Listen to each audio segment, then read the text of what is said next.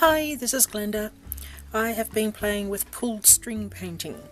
I came across a tutorial for this when I was looking for info on doing string pictures or thread pictures on the cards a little while ago. And I had it in the I'm going to try it when I don't mind getting messy pile.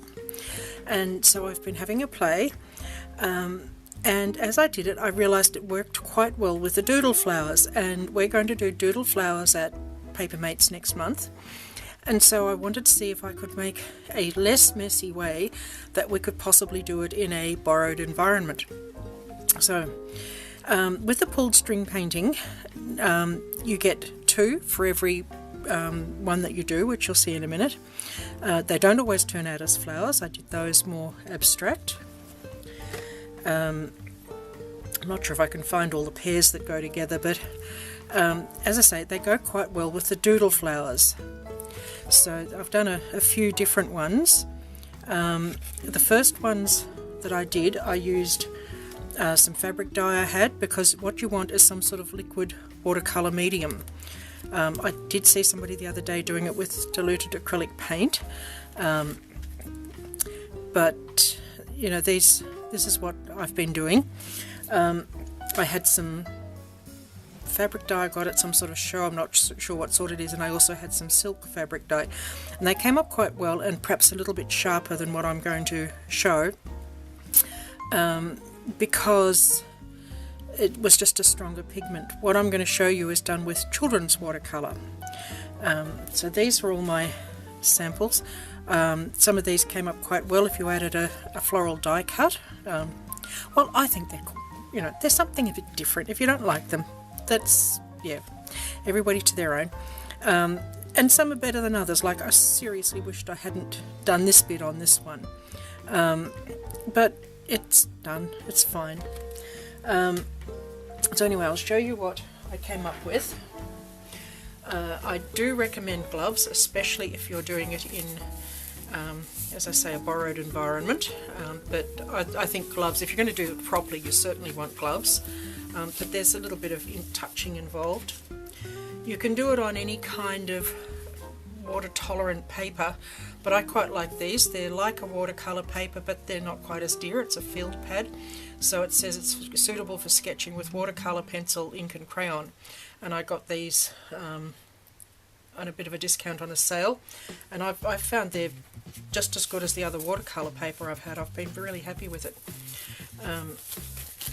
So, getting on the gloves, and what I've got is these paintbrushes, watercolour wands that you get for the kids. I got these for the grandchildren. They were totally forgotten about in my stash of stuff I was cleaning the other day.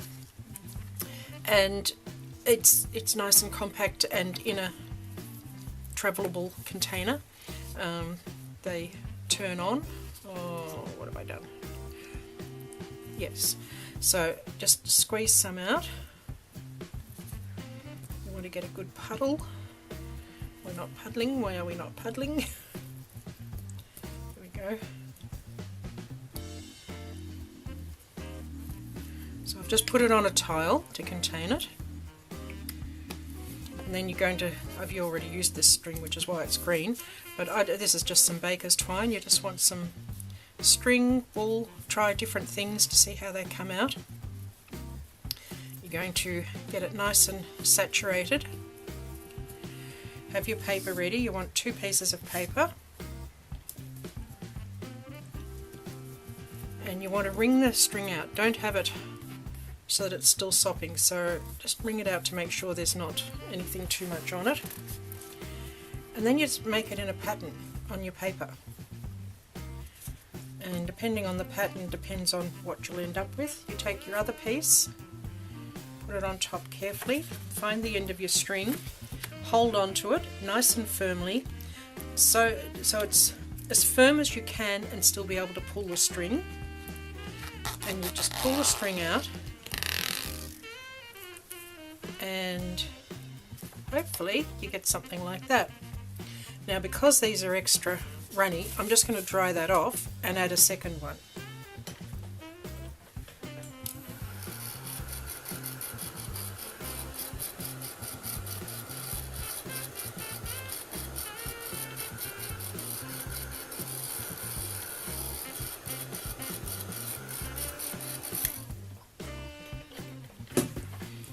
So I'm going to use the darker green, make another puddle.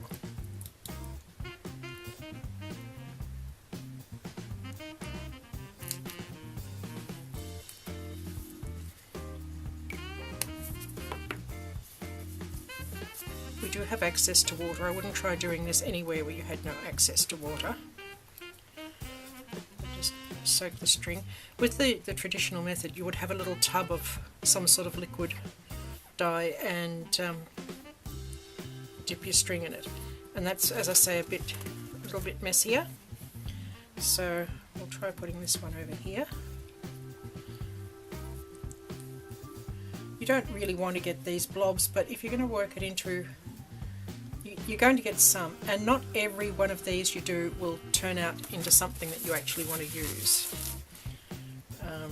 Most of them I was able to turn into something. You just crop off the bits you don't like.